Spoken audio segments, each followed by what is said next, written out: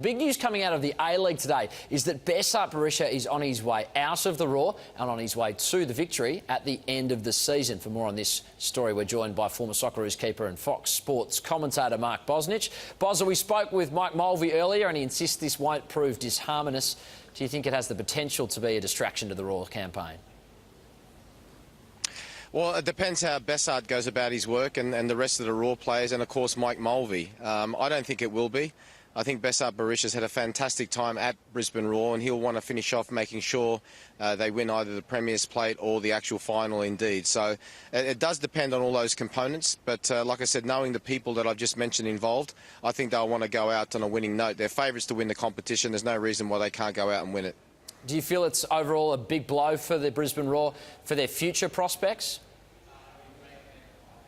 Well, we have the salary cap here in Australia, with the exception of America around the world that they don't. So there does come a time, unfortunately, right at this moment in time where you have to keep as many players underneath that salary cap, which makes it that if you have success, which Brisbane has done in the past, it ends up probably you having to lose 2 or 3 players. So there's no reason why they can't continue. They had that wonderful run under Ange Postecoglou where they reshaped the face of Australian football.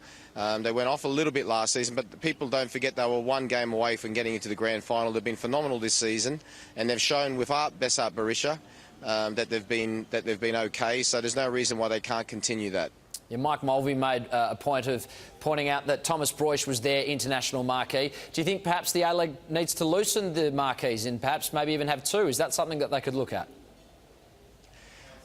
Well, it's something that they definitely have to look at. Not only that as well, but having a local transfer system. You know, like I said, we aren't like other sports where we only compete with a few countries around the world, or in AFL's case where they don't have no countries around the world. We are a sport where there's 208 nations that play the sport in the world. And it does seem sometimes that we tend to be at a little bit of a disadvantage with the salary cap, with marquees and so forth. For me, you know, if you are a club CEO, it makes it easy if you have a salary cap. What makes it really hard if you say, OK, no salary cap, but this is your budget and you have to keep us underneath our budget. But we are a young league. We're only in our 9th season, so that's something that probably we'll have to have a look at maybe next year or after season 10 to see whether or not how far we want to go forward, because success does mean, unfortunately, you start losing your best players, and you just got to be a bit careful with that, because there's a lot of kids out there who support these teams and have these players as heroes, and all of a sudden when they're successful they find that they have to leave. So you just have to be a little bit careful of that in the future. What about Melbourne?